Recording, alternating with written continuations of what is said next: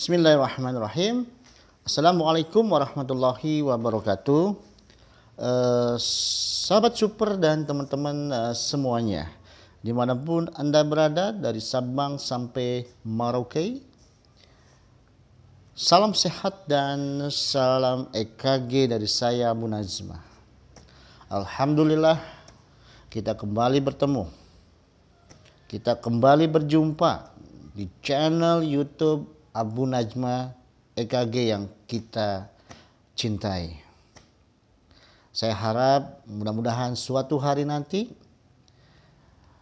saya bisa bertemu dengan teman-teman semuanya di darat ya. Amin, amin, amin ya robbal alamin. Kalau tidak salah ini adalah video yang keempat ya. Jadi saya sudah membagikan, sudah mengupload 3 video sebelumnya ya, yang topiknya terkait sumber PageMaker. Tolong ditonton, disimak ya, disimak dengan baik ya. Jangan sampai masih bingung ya. Kalau masih ada yang bingung, jangan sungkan, langsung tanyakan kapan saja. Boleh melalui WhatsApp ya. Udah tahu kan nomor WhatsApp-nya ya, atau boleh menulisnya di kolom komentar, boleh, insya Allah nanti akan saya balas ya gitu. Nah, pada video yang keempat ini ya, saya akan berbagi menjelaskan apa saja gambaran EKG-nya apabila sumber PageMaker-nya, apabila sumber iramanya, apabila titik asal sumber listriknya berasal dari atrial atau atrium. Baik, langsung saja biar tidak membuang-buang waktu. Yang pertama adalah adanya gelombang P. Apa? Adanya gelombang P. Awas jangan tertukar dengan gelombang P yang berasal dari S anode. Dari S anode juga saya bilang adanya gelombang P. Tapi kalau yang dari atrial, gelombang P-nya memiliki morfologi yang beda. Beda sekali. Dengan siapa? Dengan gelombang P yang berasal dari S anode. Misalkan yang dari S anode yang sudah saya namai mereknya kucing. Yang dari S anode gelombang P-nya mereknya kucing. Nah, kalau yang ini yang dari atrial mereknya tikus misalkan. Beda sekali antara kucing dengan tikus. Makanya teman-teman harus melakukan yang namanya mapping ya. Kalau masih bingung cara mapping ya, bisa ditonton video tutorial yang sudah saya upload beberapa bulan yang lalu. Silakan bisa dilihat di channel ini ya gitu. Silakan dilihat dan bagaimana cara melakukan mapping gitu. Oke, ciri yang kedua adalah adanya gelombang P, tapi gelombang P-nya terbalik sebelum kompleks QRS. Adanya gelombang P, tapi gelombang P-nya terbalik sebelum kompleks QRS. Yang kemarin tuh mana ya? Bentar ya. Nah, ini dia. Seperti ini. Tuh. Adanya gelombang P yang terbalik sebelum kompleks QRS ya. Tapi setelah gelombang P terbalik ada garis isoelektriknya. Nah, ini berasal titik asal sumber listriknya dari atrial bagian bawah ya, atau lower atrial begitu. Oke ya.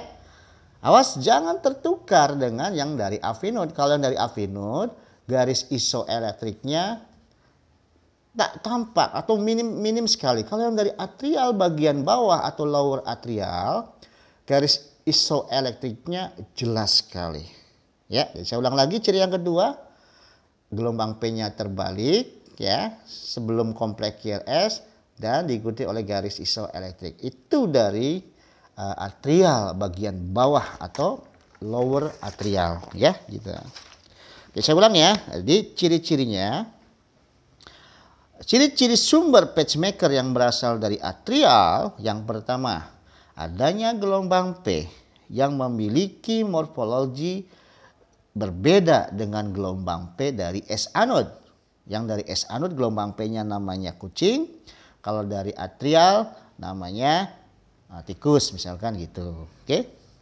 Yang kedua, adanya gelombang P, tapi gelombang P-nya terbalik atau negatif sebelum kompleks QRS dan diikuti setelah gelombang P terbalik diikuti oleh garis isoelektrik. Begitu teman-teman ya, gampang kan? Nah, tolong mantapkan itu. Nah, apa gunanya Pak Bu kalau kita sudah bisa memahami sumber pacemaker yang dari atrial ini? Ini sangat berguna sekali. Untuk apa? Kalau kita sudah mantap menguasai sumber pacemaker dari atrial, kita akan mudah mengidentifikasi ekstrasistol.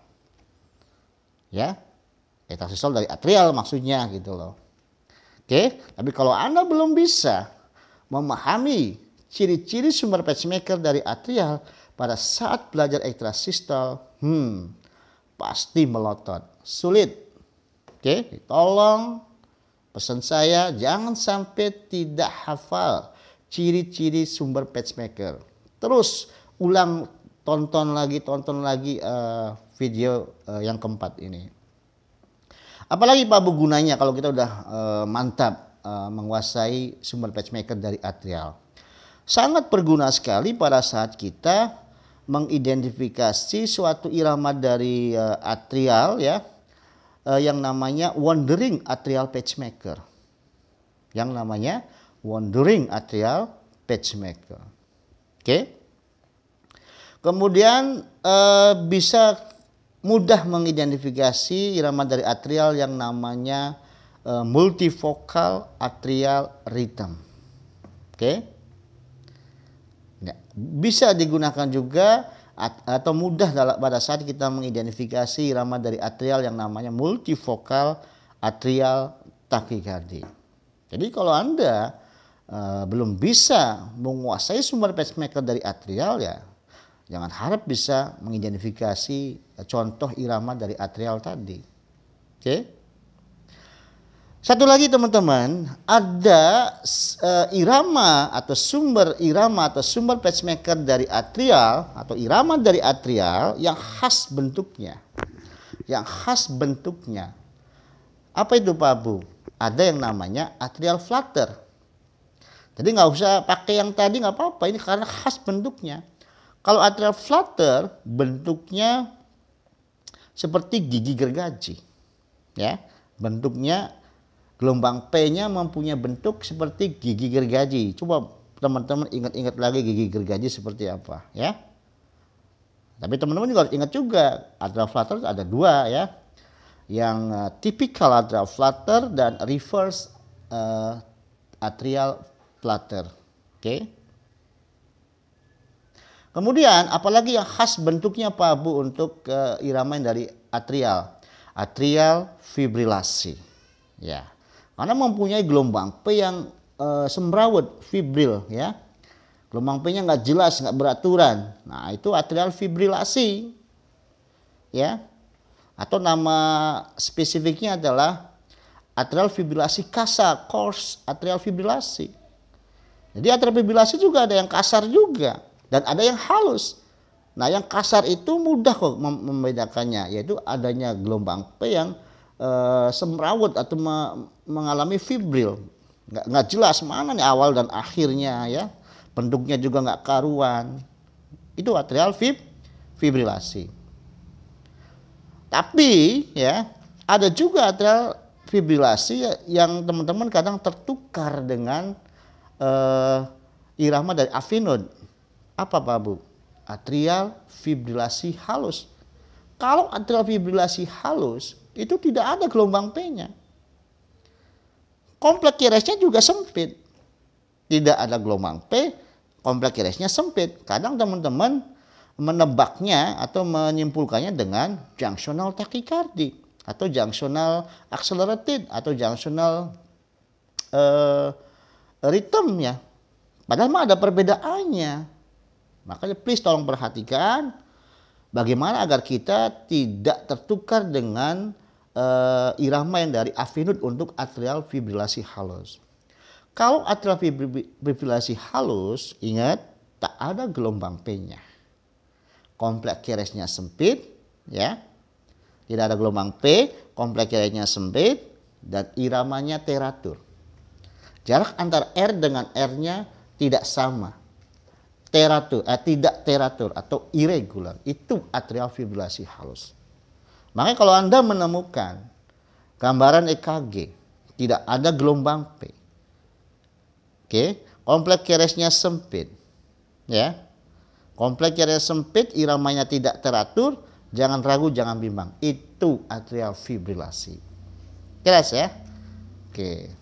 Kalau yang dari afinut tidak ada gelombang P, kompleks QRS-nya sempit, tapi iramanya teratur. Kalau atrial fibrilasi, iramanya irregular atau tidak teratur.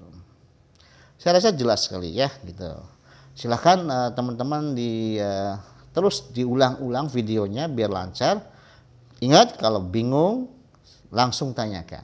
Oke? Saya ingin mengingatkan lagi, tolong mantapkan 5 video ini ya, yang topiknya terkait sumber pacemaker. Jangan sampai ada yang masih bingung atau masih masih belum